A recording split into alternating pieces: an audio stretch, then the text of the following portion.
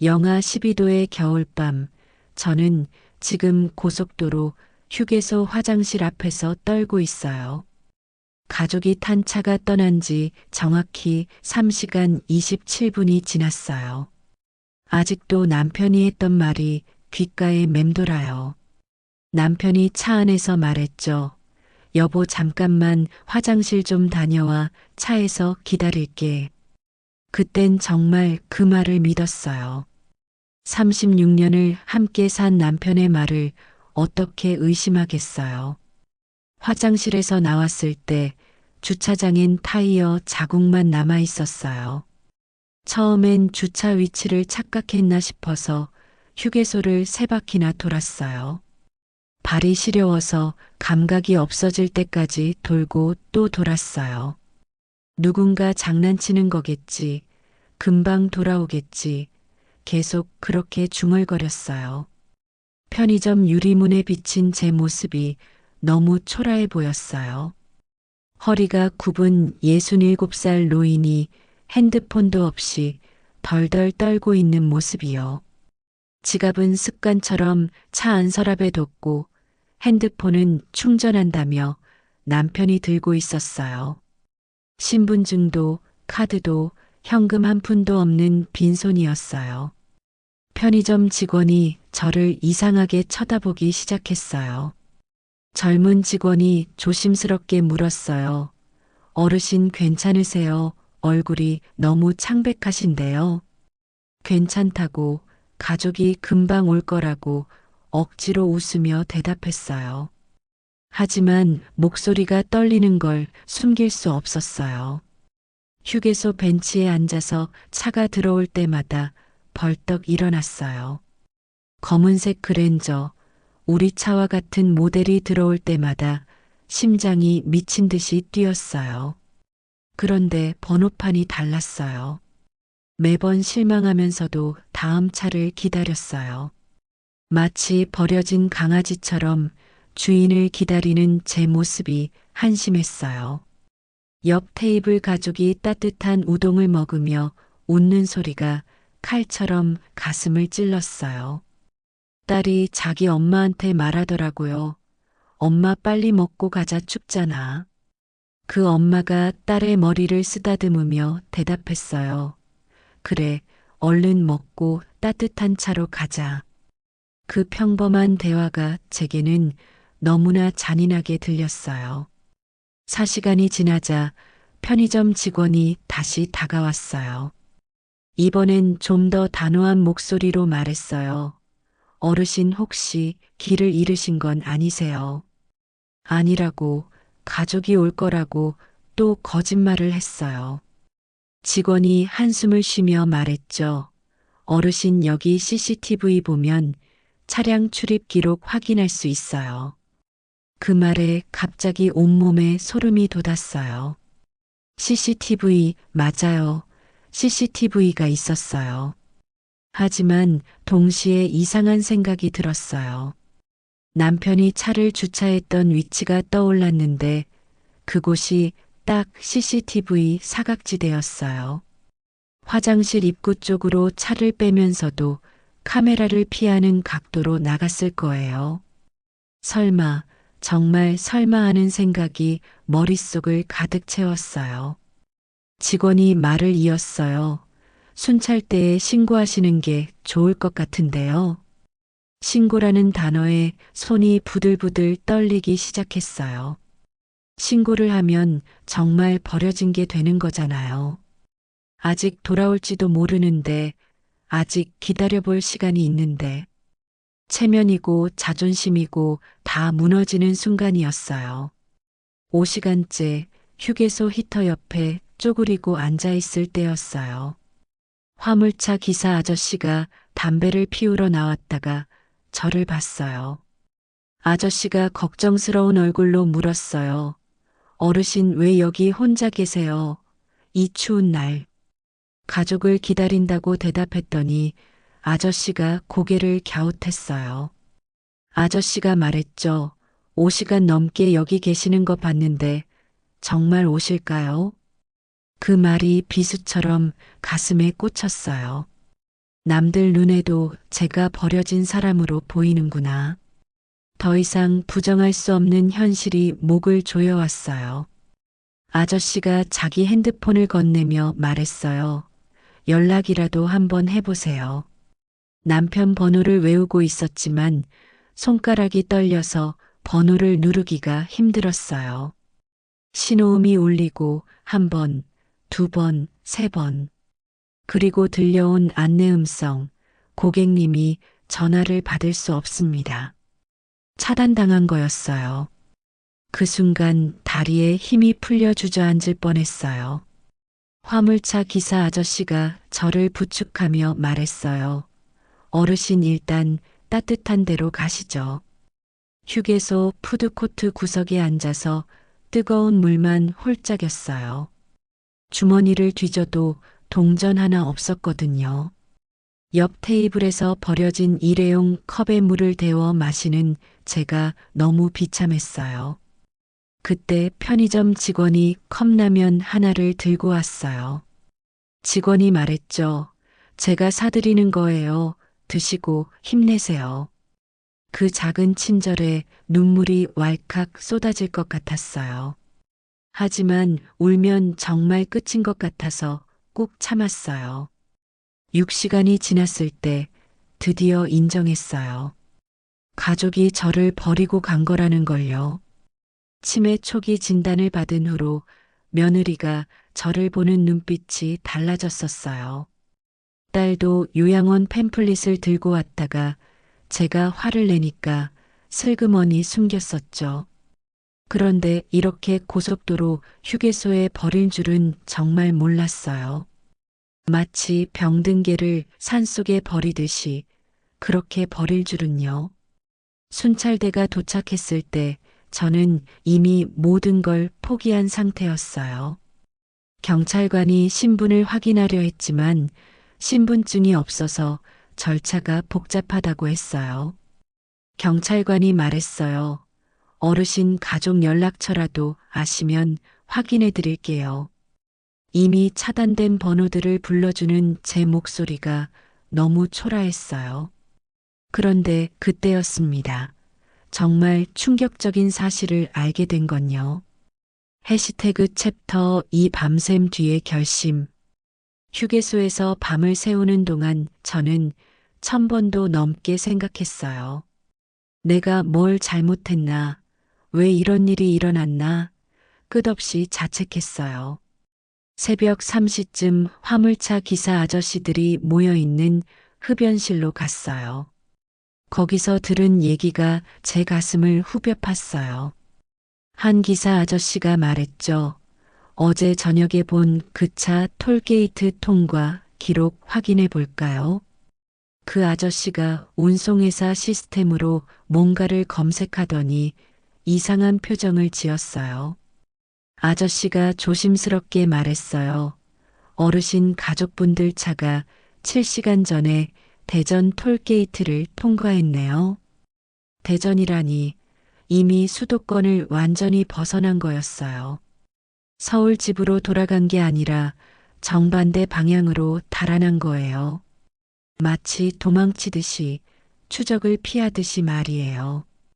그 순간 제 안에서 뭔가가 뚝 끊어지는 소리가 들렸어요. 36년간 믿어온 가족이라는 끈이 완전히 끊어지는 소리였어요. 순찰대 경찰관이 다시 찾아와서 절차 설명을 했어요. 신분증이 없으니 임시보호소로 가야 한다고 며칠이 걸릴 거라고 했어요. 그때 화물차 기사 대표로 보이는 분이 다가왔어요. 대표님이 말했죠. 잠깐만요. 경찰관님 저희가 도울 수 있는 게 있을 것 같은데요. 그분이 다른 기사들을 불러 모았어요. 새벽인데도 10댓 명의 기사들이 모였어요. 대표님이 제게 물었어요. 어르신 혹시 차량 번호 기억하세요? 네, 36년 동안 탄 차 번호를 어떻게 잊겠어요? 번호를 말하자 기사들이 스마트폰을 꺼내 뭔가를 열심히 검색했어요. 그중 한 명이 손을 들며 말했어요. 찾았습니다. 어제 저녁 6시 47분 블랙박스에 찍혔네요. 다른 기사가 덧붙였어요. 저도요, 7시 12분 제 차 옆을 지나갔어요. 순식간에 5개의 블랙박스 영상이 모였어요. 영상을 확인하니 충격적인 장면이 담겨 있었어요. 남편이 차에서 내려 주변을 살피고 다시 차에 타서 급하게 출발하는 모습이었어요. 마치 뭔가를 확인하고 도망치듯 떠나는 모습이었어요. 제가 화장실에 있는 3분 동안 벌어진 일이었어요. 며느리는 뒷좌석에서 고개도 돌리지 않았고 딸은 조수석에서 창밖만 보고 있었어요. 모두가 알고 있었던 거예요. 저를 버리러 온다는 걸요. 화물차 기사 대표님이 말했어요. 어르신 이 영상들 경찰에 제출하실 거죠. 그 순간 갈등이 생겼어요. 증거를 제출하면 정말 돌아올 수 없는 강을 건너는 거예요. 가족을 고소하는 거나 마찬가지니까요. 하지만 이대로 당하고만 있을 순 없었어요. 저도 한 가정을 지켜온 가장이었고 회사도 운영했던 사람이에요. 치매 초기 진단을 받았다고 해서 쓰레기처럼 버려질 사람은 아니에요. 새벽 5시 저는 결심했어요. 편의점 직원이 빌려준 휴대폰으로 제 통장을 확인했어요. 놀랍게도 통장은 아직 건드리지 않았더라고요. 하지만 카드는 이미 정지된 상태였어요. 가족들이 치밀하게 계획한 거였어요. 통장을 건드리면 증거가 남으니까 일단 놔둔 거겠죠. 그때 한 기사 아저씨가 중요한 걸 발견했어요. 블랙박스에 찍힌 차량 트렁크에 제 캐리어가 실려 있었던 거예요. 제 짐을 이미 실어놨다는 건 처음부터 저를 버릴 계획이었다는 증거예요. 순간적인 충동이 아니라 계획적인 유기였던 거예요. 분노가 치밀어 올랐어요. 슬픔을 넘어서 이제는 정말 화가 났어요. 36년을 바쳐 일궈온 가정이, 내 청춘을 다 바친 가족이 이럴 수 있나요? 화물차 기사들이 하나둘씩 자기 블랙박스 메모리 카드를 빼서 제게 줬어요. 한 아저씨가 말했어요. 어르신 이거 들고 경찰서 가세요. 저희가 증인이 되어 드릴게요. 그 따뜻한 마음에 또 눈물이 났어요. 처음 만난 사람들이 가족보다 더 가족 같았어요. 새벽 6시 순찰차를 타고 경찰서로 향했어요. 차창 밖으로 보이는 고속도로가 마치 제 인생 같았어요. 앞만 보고 달려왔는데 종착지는 이런 곳이었구나. 하지만 이제는 돌아갈 수 없어요. 아니, 돌아가지 않을 거예요. 경찰서에 도착해서 사건 접수를 하는데 경찰관이 놀라운 말을 했어요. 경찰관이 말했죠. 어르신 혹시 우체국에서 뭔가 받으실 게 없으세요? 무슨 말인지 몰라 어리둥절했더니 경찰관이 컴퓨터 화면을 보여줬어요. 제 이름으로 우체국 사서함에 뭔가가 등록되어 있었던 거예요. 그것도 바로 어제 날짜로 자동 발송 예약이 되어 있었어요. 그런데 그때였습니다. 정말 소름 돋는 사실을 알게 된 건요. 경찰관이 보여준 컴퓨터 화면에는 사후 통지 서비스라는 낯선 단어가 떠 있었어요. 남편이 제 이름으로 우체국에 뭔가를 맡겨놨다는 거였어요. 그것도 특정 조건이 충족되면 자동으로 발송되는 시스템이라고 했어요. 조건이 뭐냐고 물으니 경찰관도 정확히는 모른다고 했어요. 다만 경찰 사건 접수와 연동되어 있는 것 같다고 추측했어요. 제가 경찰에 신고하는 순간 자동으로 작동하도록 설계된 거였어요. 남편이 이런 걸 언제 준비했을까 등골이 서늘해졌어요. 우체국으로 가는 길에 화물차 기사 대표님이 전화를 걸어왔어요. 대표님이 급하게 말했어요. 어르신 지금 어디세요? 중요한 걸 발견했어요. 휴게소 편의점 직원이 CCTV 전체 영상을 확인했다는 거였어요. 남편이 휴게소에 도착하기 30분 전에 미리 와서 뭔가를 확인했대요. 화장실 위치, CCTV 각도, 심지어 비상구 위치까지 꼼꼼히 살폈다고 했어요. 마치 범죄 현장을 사전 답사하듯이 말이에요. 우체국에 도착했을 때 직원이 이상한 표정으로 저를 맞았어요. 직원이 조심스럽게 말했어요. 어르신 본인 확인을 위해 암호 문장을 말씀해 주셔야 해요. 암호 문장이라니 그런 게 있는 줄도 몰랐어요. 당황하고 있는데 직원이 힌트를 줬어요. 직원이 말했죠. 첫사랑과 관련된 문장이라고 등록되어 있네요. 순간 떠올랐어요. 남편과 처음 만났던 날 제가 했던 말이요. 비 오는 날 우산 없는 사람이 제일 불쌍해요라는 그 말이었어요. 떨리는 목소리로 그 문장을 말하자 직원이 고개를 끄덕였어요. 금고에서 꺼낸 봉투는 생각보다 두툼했어요. 안에는 편지 한 통과 여러 서류들이 들어 있었어요. 편지를 펼치자 남편의 또박또박한 글씨가 보였어요. 당신이 이 편지를 읽고 있다면 이미 모든 일이 벌어진 후겠지요. 첫 문장부터 가슴이 철렁 내려앉았어요. 남편은 모든 걸 알고 있었던 거예요. 자기가 치매에 걸렸다는 걸, 가족들이 절 버릴 계획을 세웠다는 걸요. 편지에는 충격적인 내용이 이어졌어요. 남편도 뇌종양 말기 판정을 받았다는 거였어요. 3개월 시한부 선고를 받고도 저한테 숨겼던 거예요. 그래서 먼저 제가 안전하게 보호받을 수 있는 장치를 만들었다고 했어요. 신탁계약서, 재산분할 문서, 그리고 전자지갑 접근 권한까지요.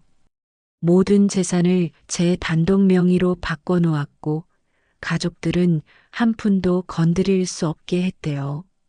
편지 중간에 이상한 문장이 있었어요.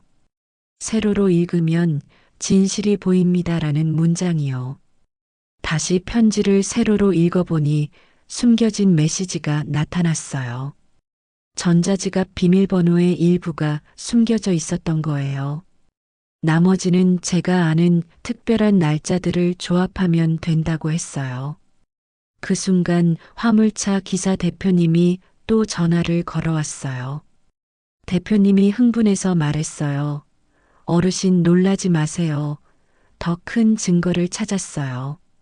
편의점 제빙기와 커피 머신의 IoT 로그를 확인했대요.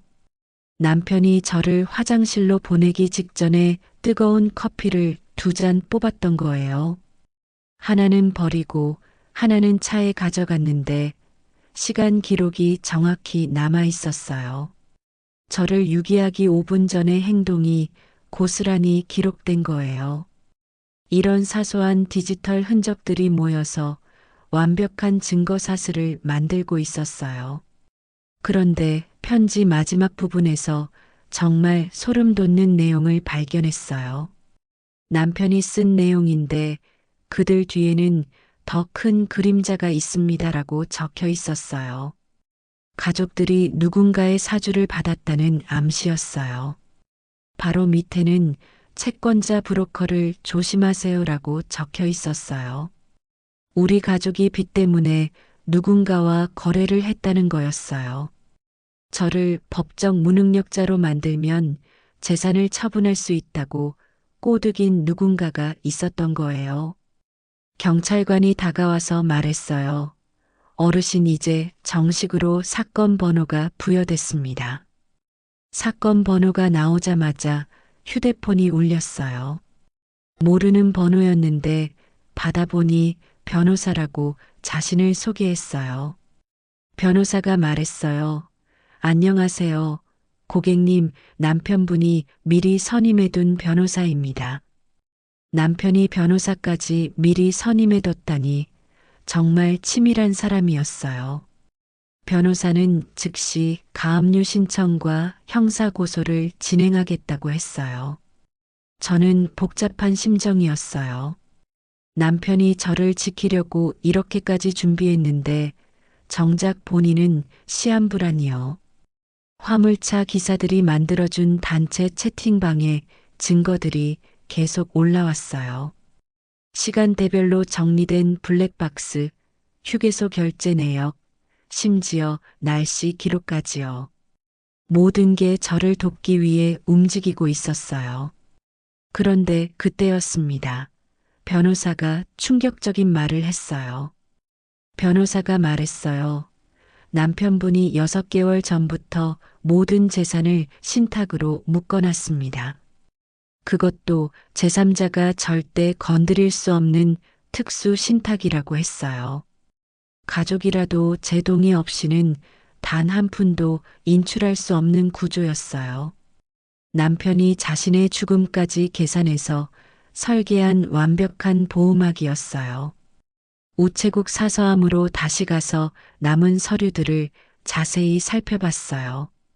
신탁 계약서 옆에 또 다른 봉투가 있었는데 최후 상황 시 개봉이라고 적혀 있었어요. 떨리는 손으로 봉투를 열자 USB와 함께 짧은 메모가 나왔어요. 전자지갑 2단계 인증, 우리가 처음 만난 카페 이름의 영문 철자를 거꾸로. 남편은 정말 모든 걸 2중 3중으로 준비해놨던 거예요. USB를 변호사 사무실 컴퓨터에 꽂자 암호화된 파일들이 나타났어요. 그 중에는 충격적인 녹음 파일이 있었어요. 2달 전 가족들이 모여서 저를 어떻게 처리할지 논의하는 내용이었어요. 며느리 목소리가 들렸어요. 어머님 치매 더 심해지기 전에 빨리 처리해야 해요. 딸의 목소리도 이어졌어요. 요양원은 너무 비싸니까 그냥 실종 처리하는 게 어때? 가슴이 찢어지는 것 같았어요. 내가 키운 딸이, 내가 며느리로 받아들인 사람이 이런 말을 했다니요. 남편의 목소리는 들리지 않았어요. 아마 이미 그때 남편은 뇌종양으로 정상적인 대화가 어려웠을 거예요. 그래서 몰래 녹음만 해둔 거겠죠. 변호사가 설명을 이어갔어요. 남편이 작성한 길 위에 어르신 쉼터 기획서가 있다고 했어요. 고속도로 휴게소마다 버려진 노인들을 위한 긴급보호소를 만드는 프로젝트였어요. 제가 받을 보험금과 신탁 수익금으로 운영하라고 적혀 있었어요. 남편은 제가 피해자로만 끝나지 않고 다른 피해자를 돕는 사람이 되길 바랐던 거예요. 순간 복잡한 감정이 밀려왔어요. 엄마로서의 마음은 아직도 가족을 용서하고 싶어 했어요. 하지만 이제는 더 큰 책임이 있었어요. 저처럼 버려질 다른 노인들을 지켜야 한다는 책임이요. 그때 화물차 기사 대표님한테서 긴급 연락이 왔어요. 대표님이 다급하게 말했어요. 어르신 지금 가족들이 방송국에 연락했다는 제보가 들어왔어요. 치매 노인 실종 사건으로 언론 플레이를 하려는 것 같았어요. 저를 먼저 치매 말기 환자로 만들어서 법적 능력을 없애려는 수작이었어요. 변호사가 즉각 대응에 나섰어요. 변호사가 말했죠. 걱정 마세요. 이미 예상했던 시나리오입니다. 남편이 미리 준비해둔 의료 기록이 있었어요. 한 달 전 대학병원에서 받은 정밀 검사 결과였어요. 치매 초기 증상은 있지만 일상생활과 의사결정에는 전혀 문제 없다는 소견서였어요. 3명의 전문의가 서명한 공식 문서였어요. 그뿐만이 아니었어요. 남편은 제가 쓴 일기장도 스캔해서 보관해뒀어요. 매일 똑똑히 기록된 일상이 제 멀쩡한 정신 상태를 증명하고 있었어요. USB에는 또 다른 폭탄이 숨어 있었어요. 채권자 브로커와 가족들이 주고받은 메신저 대화 내용이었어요. 브로커가 가족들에게 접근한 건 4개월 전이었어요. 남편 회사가 부도 위기에 처했을 때 빚 정리를 도와준다며 접근했던 거예요. 대신 조건이 있었는데 바로 저를 법적 무능력자로 만드는 거였어요. 그래야 재산을 마음대로 처분할 수 있으니까요. 브로커는 이미 여러 가족을 파탄낸 전문 사기꾼이었어요. 노인들의 재산을 노리는 조직적인 범죄 집단이었던 거예요. 편지를 다시 읽어보니 숨겨진 암호가 또 있었어요. 특정 글자들을 이어보니 사랑한다는 말이 나왔어요. 남편은 마지막까지 저를 사랑했던 거예요. 그 사랑으로 이 모든 보호막을 만들어둔 거였어요. 눈물이 멈추지 않았어요. 하지만 이제는 울고만 있을 때가 아니었어요. 변호사가 말했어요. 이제 본격적인 법적 대응을 시작하겠습니다. 가압류 신청과 동시에 형사 고소장을 접수하기로 했어요. 저는 깊게 숨을 들이쉬고 결심했어요. 남편이 남긴 사명을 완수하기로요. 가족에 대한 미련을 버리고 더 큰 책임을 짊어지기로 했어요. 그런데 바로 그때 뜻밖의 인물에게서 전화가 걸려왔어요. 전화를 건 사람은 예상치 못한 인물이었어요. 남편 회사의 격리부장이었던 분이 목소리를 낮춰 말했어요. 사모님, 지금 당장 은행 계좌를 확인하세요. 확인해 보니 누군가 제 명의로 된 계좌에서 인출을 시도한 흔적이 있었어요. 다행히 신탁으로 묶여 있어서 실패했지만 시도는 계속되고 있었어요. 격리부장이 또 말했어요. 브로커가 가족들을 압박하기 시작했어요. 서둘러야 합니다. 브로커가 빚을 빌미로 가족들을 조종하고 있다는 거였어요. 이제는 단순히 가족과의 싸움이 아니라 시간과의 전쟁이었어요. 변호사가 즉각 금융기관 전체에 출금 정지 명령을 내렸어요. 동시에 법원에 긴급 보전 처분을 신청했어요. 하지만 브로커는 이미 다른 수를 준비하고 있었어요. 전자지갑으로 자산을 빼돌리려는 시도였어요. 남편이 투자해둔 가상자산이 상당했거든요. 변호사가 묘안을 제시했어요. 변호사가 말했죠. 가짜 합의서를 만들어서 미끼를 던지는 건 어떨까요? 허니팟 작전이었어요. 일부러 허점을 만들어서 범죄 증거를 잡는 거였어요. 처음엔 망설였지만 더 이상 당하고만 있을 순 없었어요. 가짜 합의서에는 일부 자산을 양도한다는 내용을 넣었어요. 대신 숨겨진 추적 코드를 심어놨어요. 이 문서에 접근하는 순간 IP 주소와 시간이 기록되는 장치였어요. 미끼를 던진 지 불과 3시간 만에 물었어요. 가족들이 브로커와 함께 전자지갑 접근을 시도한 거예요. 실시간으로 모든 움직임이 포착됐어요. 접속 위치는 대전의 한 오피스텔이었어요. 바로 브로커가 임시 사무실로 쓰는 곳이었어요. 그들이 전자지갑 비밀번호를 대입하는 모습까지 로그에 남았어요. 물론 가짜 비밀번호였기 때문에 접근은 실패했지만요. 그런데 화물차 기사 커뮤니티에서 제보가 들어왔어요. 한 기사님이 말했어요. 어르신 가족들이 방송국에 가짜 영상을 제공했대요. 블랙박스를 교묘하게 편집해서 제가 먼저 차에서 내린 것처럼 조작했다는 거예요. 마치 제가 치매로 길을 잃은 것처럼 만든 영상이었어요. 여론을 조작해서 저를 정신 이상자로 몰아가려는 수작이었어요. 하지만 우리에겐 원본이 있었어요. 화물차 정비센터의 한 엔지니어가 나섰어요. 블랙박스 메타데이터를 완벽하게 복구해냈어요. 편집 흔적이 고스란히 드러났고 조작 시간까지 특정됐어요. 심지어 편집 프로그램 정보와 작업한 컴퓨터 사양까지 나왔어요. 이제 반격할 차례였어요. 변호사가 준비한 보도자료를 언론사에 배포했어요. 계획적 노인 유기 사건의 진실이라는 제목이었어요.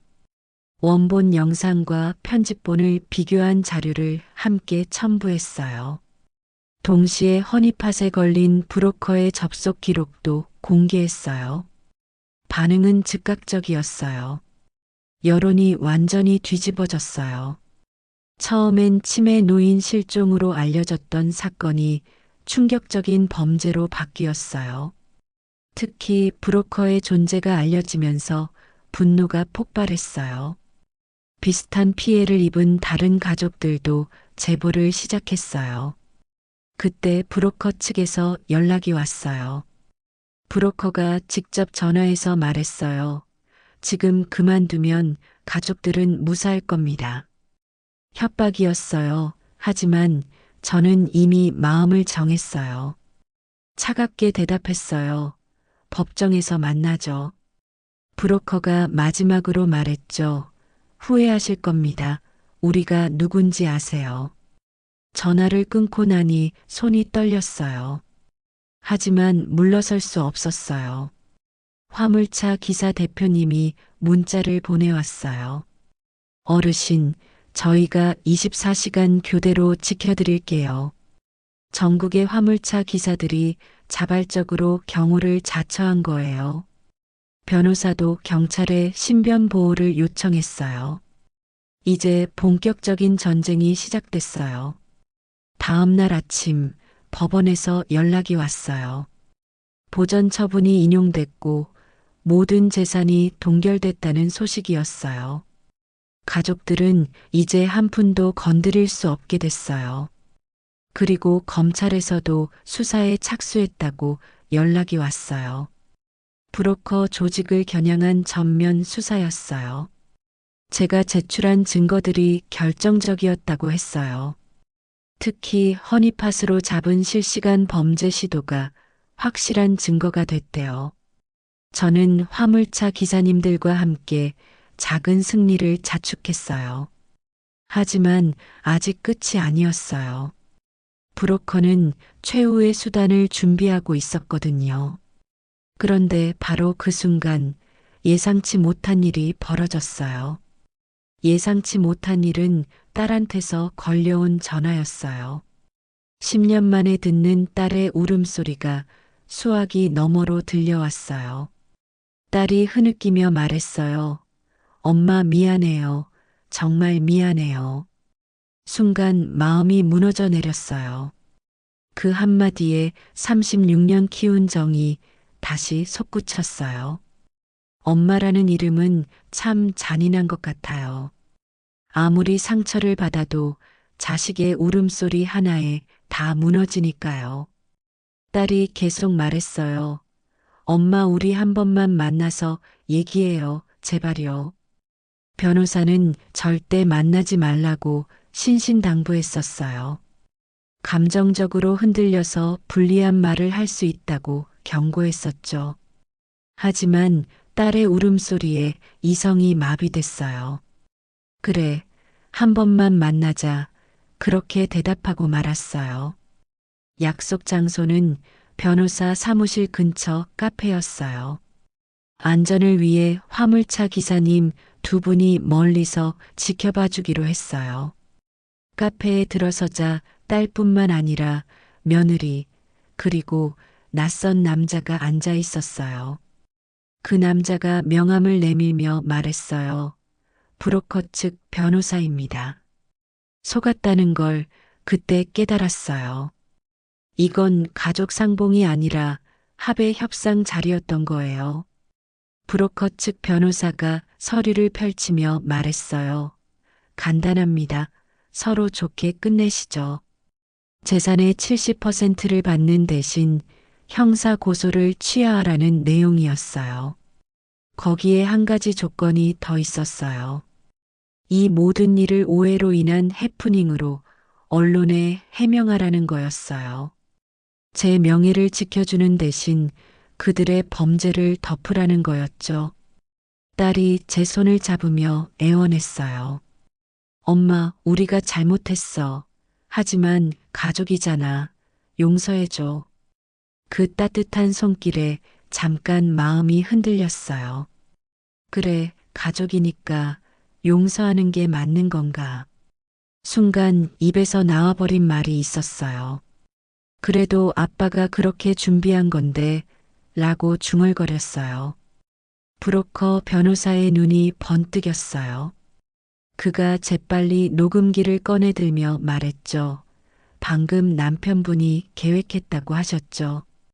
아차, 실수했다는 걸 깨달았어요. 남편이 미리 모든 걸 알고 준비했다는 말이 오해를 살 수 있었어요. 마치 남편과 제가 공모해서 가족을 함정에 빠뜨린 것처럼 들릴 수 있었죠. 당황해서 변명하려 했지만 이미 늦었어요. 며느리가 비웃듯이 말했어요. 어머니도 다 알고 계셨던 거네요. 아니야, 그게 아니야 라고 부인했지만 녹음은 이미 끝났어요. 브로커 변호사가 협박조로 말했어요. 이 녹음 파일이 공개되면 어떻게 될까요? 여론이 다시 뒤집어질 수도 있다는 협박이었어요. 피해자가 아니라 가해자로 몰릴 수도 있다는 거였죠.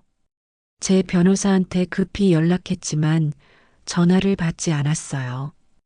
혼자서 이 상황을 헤쳐나가야 했어요. 심호흡을 하고 마음을 다잡았어요. 그때 화물차 기사 대표님한테서 문자가 왔어요. 어르신, 힘내세요. 다음 피해자는 또 다른 노인입니다. 그 문자가 저를 다시 일으켜 세웠어요. 맞아요. 이건 저만의 싸움이 아니에요. 앞으로도 계속될 수많은 피해자들을 위한 싸움이었어요. 저는 천천히 일어서며 말했어요. 녹음이고 뭐고 마음대로 하세요. 저는 끝까지 갈 겁니다. 합의서를 찢어버리고 카페를 나왔어요. 밖에서 기다리던 화물차 기사님들이 걱정스럽게 물었어요. 한 기사님이 말했어요. 어르신 괜찮으세요? 얼굴이 창백하신데. 괜찮다고, 아니 괜찮아질 거라고 대답했어요. 차에 타자마자 제 변호사한테서 전화가 왔어요. 변호사가 급하게 말했어요. 절대 녹음 파일 걱정하지 마세요. 이미 상황을 파악하고 대응책을 준비했다는 거였어요. 남편이 준비한 자료 중에 결정적인 게 하나 더 있었대요. 바로 가족들과 브로커가 처음 만난 날의 CCTV 영상이었어요. 그 영상에는 브로커가 먼저 접근해서 제안하는 모습이 담겨 있었어요. 우리가 함정을 판 게 아니라 그들이 먼저 범죄를 계획했다는 증거였어요. 그래도 제 실수로 약간의 빌미를 준 게 마음에 걸렸어요. 하지만 변호사는 오히려 잘 됐다고 했어요. 그들이 녹음 파일을 들고 설치면 정당방위를 주장하기 더 쉬워진다고요. 저녁이 되자 언론에서 연락이 쏟아졌어요. 브로커 측이 녹음 파일을 언론에 흘렸던 거예요.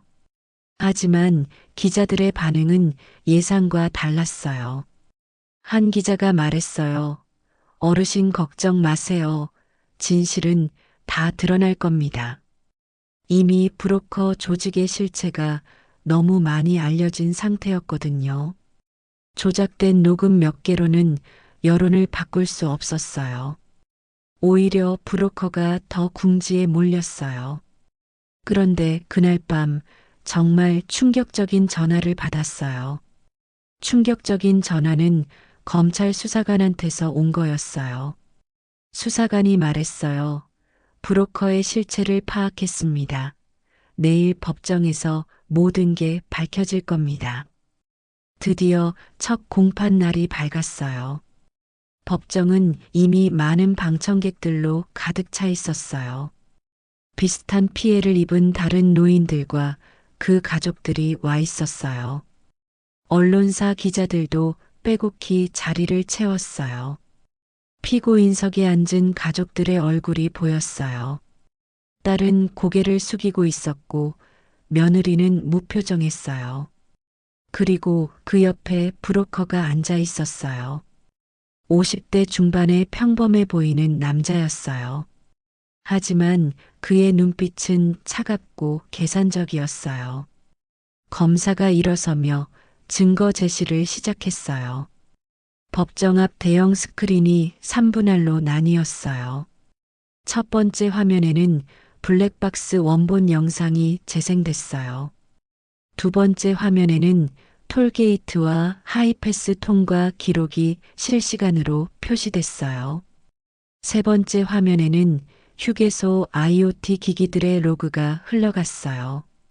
세 개의 증거가 같은 시각, 같은 초 단위로 완벽하게 맞아떨어졌어요. 오후 6시 44분 32초 남편이 저를 화장실로 보냈어요. 오후 6시 45분 17초 남편이 차에서 내려 주변을 확인했어요. 오후 6시 47분 3초 차량이 휴게소를 빠져나갔어요. 오후 6시 51분 28초 톨게이트 통과 기록이 찍혔어요. 모든 행동이 분 단위로 계획된 것처럼 정확했어요. 그 다음 편집된 가짜 영상이 재생됐어요. 검사가 설명했어요.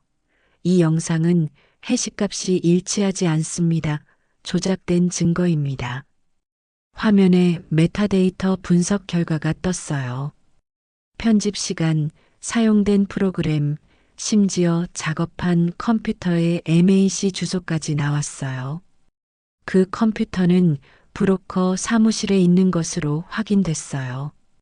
이어서 허니팟 작전의 결과가 공개됐어요.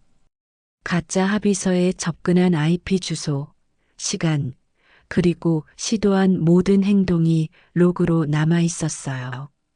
특히 전자지갑 접근 시도는 명백한 재산 침탈 시도의 증거였어요. 실시간으로 캡처된 화면에는 브로커가 직접 키보드를 치는 모습까지 담겨 있었어요. 그의 얼굴이 웹캠에 선명하게 찍혀 있었어요. 검사가 결정적인 증거를 꺼냈어요.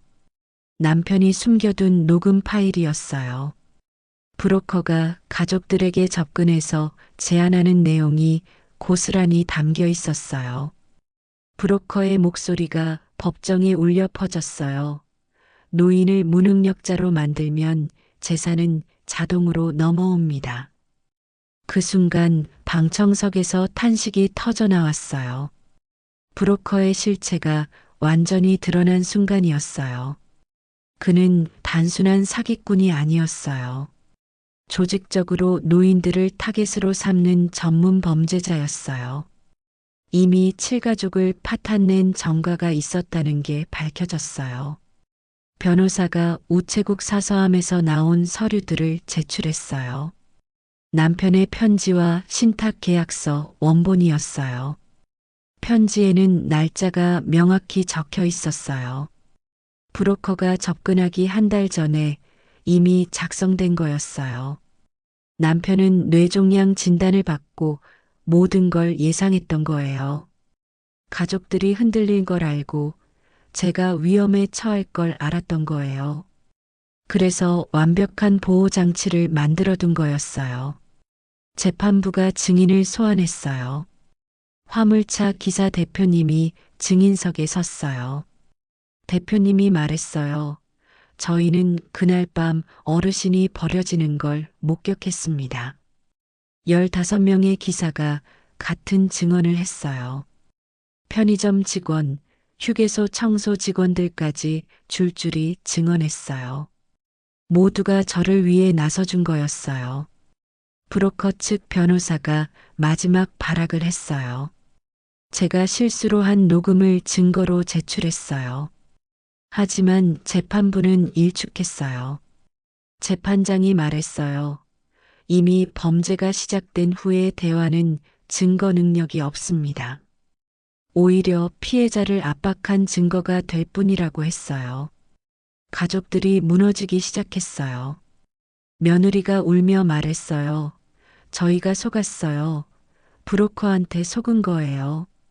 딸도 흐느끼며 변명했지만 이미 늦었어요. 계획적으로 저를 유기한 건 변하지 않는 사실이니까요. 검사가 최종 구형을 했어요. 유기죄, 사기미수, 재산 침탈 시도 등 모든 혐의를 인정했어요. 브로커는 징역 7년, 가족들도 각각 실형을 구형받았어요. 재판장이 판결을 내렸어요. 유기와 횡령 미수 모두 유죄였어요. 브로커는 징역 6년, 딸과 며느리는 각각 징역 1년 6개월에 집행유예 3년이었어요. 그리고 손해배상으로 10억 원을 지급하라는 판결이 내려졌어요. 모든 권리는 제게 귀속됐어요. 법정을 나오면서 복잡한 심경이었어요. 이겼지만 기쁘지 않았어요. 가족을 잃은 승리는 쓸쓸하기만 했어요. 하지만 남편이 지키고자 했던 것을 지켜냈다는 안도감은 있었어요. 그리고 이제 정말 중요한 일이 남아 있었어요. 그런데 바로 그때 뜻밖의 사람이 저를 찾아왔어요. 뜻밖의 사람은 남편 회사의 동업자였던 분이었어요. 그분이 봉투 하나를 건네며 말했어요. 사장님이 돌아가시기 전에 부탁하신 겁니다. 봉투 안에는 USB와 함께 짧은 메모가 들어 있었어요. 당신이 해낼 줄 알았습니다. 이제 더 큰 일을 시작하세요. USB에는 길 위의 어르신 쉼터 사업 계획서 최종본이 담겨 있었어요. 남편이 마지막 숨을 거두기 직전까지 수정했던 흔적이 고스란히 남아 있었어요. 전국 고속도로 휴게소 237곳에 긴급 보호소를 만드는 계획이었어요.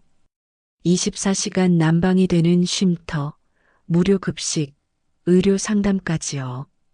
가장 놀라운 건 재원 조달 계획이었어요. 남편이 숨겨둔 또 다른 전자지갑이 있었던 거예요. 암호화폐 투자 수익이 예상보다 훨씬 컸어요. 거기에 손해배상금과 보험금을 더하면 충분했어요. 도로공사와 화물차 운송조합에 연락을 했어요. 놀랍게도 이미 남편이 사전 협의를 해놨더라고요. 도로공사 담당자가 말했어요. 기다리고 있었습니다. 언제든 시작할 수 있어요. 화물차 기사 대표님도 전국 조직에 공지를 했어요. 3,000명이 넘는 기사들이 자원봉사를 신청했어요. 한 달 후 첫 번째 쉼터가 문을 열었어요. 바로 제가 버려졌던 그 휴게소였어요. 개소식에는 많은 사람들이 왔어요. 언론사, 정부 관계자, 그리고 무엇보다 비슷한 피해를 입은 노인들이 왔어요. 쉼터 입구에는 남편이 쓴 문구가 새겨져 있었어요. 당신은 버려진 적이 없습니다. 그 글귀를 보며 많은 분들이 눈물을 흘렸어요. 쉼터는 단순한 공간이 아니었어요. 법률 상담 창구가 있었고 심리 상담사가 상주했어요. 한라인도 만들어서 24시간 신고를 받았어요. 첫 주에만 17건의 노인 유기 시도가 신고됐어요. 그중 12건은 현장에서 바로 막을 수 있었어요. 화물차 기사들이 만든 상시 제보망이 큰 역할을 했어요. 브로커 사건은 더 큰 파장을 일으켰어요. 검찰이 전국 단위 특별수사팀을 구성했어요. 수사 책임자가 저를 찾아와 말했어요. 어르신 덕분에 거대한 범죄 조직을 잡았습니다. 전국에서 73명의 브로커가 검거됐어요. 피해 노인만 300명이 넘었고 피해 금액은 수천억 원에 달했어요. 정부도 움직였어요. 노인 유기를 가중 처벌하는 특별법이 발의됐어요. 길 위에 어르신 보호법이라는 이름이 붙었어요. 국회 본회의를 만장일치로 통과했어요. 6개월이 지났을 때 전국의 쉼터 50개가 문을 열었어요. 매일 평균 200명의 노인들이 이용했어요. 단순히 쉬어가는 곳이 아니라 새로운 삶을 시작하는 곳이 됐어요. 재취업 연계, 주거 지원, 의료 서비스까지 제공했어요. 쉼터 라운지 벽에는 사연들이 하나둘씩 걸리기 시작했어요. 여기서 새 가족을 만났어요. 버려진 줄 알았는데 더 큰 품을 찾았어요. 이제는 나도 누군가를 도울 수 있어요. 그 글들을 읽으며 남편이 꿈꿨던 세상이 실현되고 있음을 느꼈어요. 1년이 지난 어느 날 면회 신청이 들어왔어요. 딸이었어요. 집행유예 기간 중이라 자유롭지 못했지만 꼭 만나고 싶다고 했어요. 오랜 고민 끝에 면회를 허락했어요. 딸이 눈물을 흘리며 말했어요. 엄마 정말 죄송해요. 그리고 자랑스러워요. 용서는 아직 할 수 없었지만 딸의 손은 잡아줬어요. 언젠가는 진짜 가족으로 다시 만날 수 있을지도 모른다는 희망을 품으며요. 쉼터 사무실로 돌아왔을 때 책상 위에 편지가 하나 놓여 있었어요. 낯선 필체였는데 읽어보니 가슴이 뭉클해졌어요. 어느 할머니가 쓴 편지였어요. 저도 버려질 뻔했습니다. 쉼터 덕분에 살았습니다. 감사합니다. 그 편지를 읽으며 생각했어요. 남편이 남기고 간 건 돈이나 재산이 아니었구나. 사랑을 시스템으로 만드는 방법을 가르쳐 준 거였구나. 저는 이제 매일 아침 쉼터로 출근해요. 67살에 다시 시작한 일이지만 그 어느 때보다 행복해요. 상처는 아직도 아프지만 그 상처가 만든 빛이 더 밝아요. 오늘도 고속도로 휴게소 어딘가에서 떨고 있을 누군가를 위해요. 당신은 버려진 게 아니라고, 혼자가 아니라고 말해주기 위해요. 남편이 하늘에서 보고 있다면 이렇게 말하겠죠. 당신이 해낼 줄 알았다고, 정말 잘했다고요. 저는 오늘도 길 위의 집을 지키고 있어요. 버려진 사람들의 등대가 되어 따뜻한 불빛을 비추고 있어요.